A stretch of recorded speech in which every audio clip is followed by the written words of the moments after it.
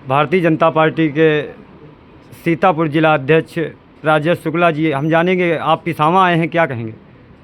आज तिरंगा यात्रा थी हमारी, सभी कार्यकर्ताओं ने, स्कूल के बच्चों ने और यहाँ के सम्मानित जनता जनार्दन ने मिलकर के तिरंगा यात्रा निकाली।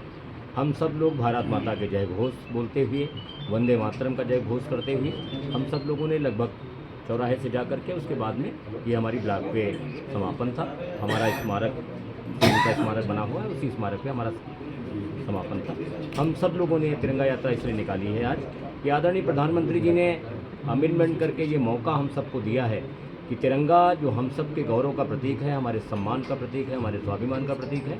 तिरंगा को हम सब लोग देखते थे और कहते थे कि हम भी कहीं ध्वजारोहण कर सकें, तो ये अवसर हमको दिया है कि अपने घरों पे भी ध्वजारोहण करेंगे, अपने घर पर ध्वजारोहण करके लेकर के सेल्फी भी डालेंगे, जिससे समाज के अंदर जो हमारे युवा हैं, हमारी बेटियाँ हैं, हमारे बच्चे हैं, उनके मन के अंदर भी ये भाव जाएगा कि कैसे हमारे महापुरुषों ने लड़ करके, संघर्ष करके और अपने आप को अर्पण करके, अपने आप को बलिदान करके कैसे देश की स्वतंत्रता को लेके आए थे। इसलिए हमको इसको और संभाल के रखना है और अच्छी तरीके से रखना है, क्योंकि उन बलिदानियों पर सच्ची कृतज्ञता हमारी सबकी होगी। इसीलिए हम लोगों ने तिरंगा यात्रा निकाली है।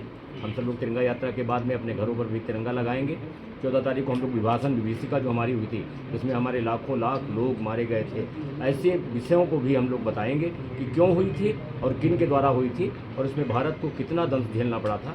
ऐसे हमारे कार्यक्रम 14 तारीख को भी अपने घर पर भी हम तिरंगा लगा करके शाम को समापन करके तिरंगा को सम्मान के साथ उतार करके अपने घरों पर रखेंगे। सावन का महीना चल रहा है, नर्मदेश्वर महादेव मंदिर पर जो स्ट्रीट लाइट लगी है वो आजकल नहीं जल रही है, जबकि दूसरा सोमवार है सावन का, इस पर क्या कहेंगे?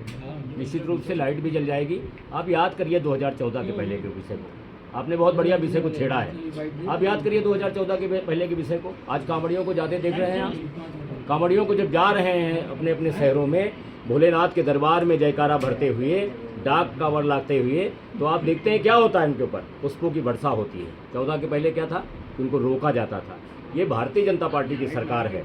ये सनातन का जो हमारा धर्म संस्कृति हमारी है, ये उसका आदरणीय प्रधानमंत्री जी के नेतृत्व में, आदरणीय मुख्यमंत्री जी के नेतृत्व में, और अभी तो हमारे यहाँ राष्ट्रीय उपाध्यक्षा जो हम सब का नेतृत्व करती हैं, हम सबकी नेता हैं, उनके द्वारा भी बहुत सारे ऐसे जो धार्मिक हमारे स्थान हैं, उन स्थानों के लिए बहुत से प्रयत्न किए गए हैं, बहुत से प्रयास किए गए। एक लाइट की आप बात करते हैं, ऐसी हजारों की हजार लाइटें लगी हुई हैं। निश्चित रूप से जहाँ की आप बात कर रहे हैं वहाँ भी प्रमुख जी बैठे हुए हैं, तो वीडियो जी महोदया बैठी हैं, मैं उनसे कहूँगा निश्चित रूप से वो लाइट भी लग जाएगी। और मुझे जानकारी मिली है, भी कार्यकर्ता हमारे बता रहे हैं, हमारे नेता बता रहे हैं कि वो लाइट भी जल रही है और भी प्रयत्न होंगे। लेकिन भोलेनाथ हम सबको इतनी ताकत देते हैं कि जो भारत माता के प्रति दोषी व्यक्ति हैं, जो भारत माता को कहीं ना कहीं नुकसान पहुंचाना चाहते हैं, यहाँ के माहौल को ख़राब करना चाहते हैं, प्रभु भोलेनाथ जी उनका मर्दन करेंगे, उनको समाप्त करेंगे। भारत माता की जय जयकार होगी। आदरणीय प्रधानमंत्री जी के नेतृत्व में आज भारत बढ़ रहा है। आज पूरी दुनिया के अंदर भारत की चर्चा होती है। आदरणीय यशस्वी मुख्यमंत्री महोदय जी की चर्चा होती है। आज बाहर के लोग कहते हैं कि ऐसे नेता हमको मिल जाए तो अपने देश का भी हम कायाकल्प करा दें।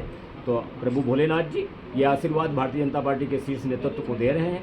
कार्यकर्ताओं को भी इतनी ताकत और इतनी ऊर्जा दे रहे हैं कि हम संघर्ष करके, आप देखिए बंगाल में जहाँ दुर्गा माता जी का मंदिर 16 साल से नहीं खुला, जहाँ भोलानाथ जी का मंदिर 16 साल से नहीं खुला, आज जय जयकार हो रही है और पूजन और अर्चन हो रहा है। मैं पूरा विश्वास आपको दिलाता हूँ कि धार्मिक परंपराओं में जहाँ भी आवश्यकता है वहाँ भारतीय जनता पार्टी के कार्यकर्ता भी खड़े हैं और हमारी सरकार भी खड़ी है। आज सरकार के लोग वर्दी पहन करके ध्यान रख रहे हैं, हमारे निकल रहे हैं, जा रहे हैं, जो हमारे कांवड़िया, उनका ध्यान रखा जा रहा है। और पहले उनके साथ क्या होता था? उनको परेशान किया जाता था। तो ऐसी स्थिति बिल्कुल बहुत सुंदर रहेगी और भोलेनाथ की जय घोष होता रहेगा, लाइटें लगती रहेंगी और भी जो जितनी अच्छी स्थितियां हैं वो सारी स्थितियां होती रहेंगी। Thank you.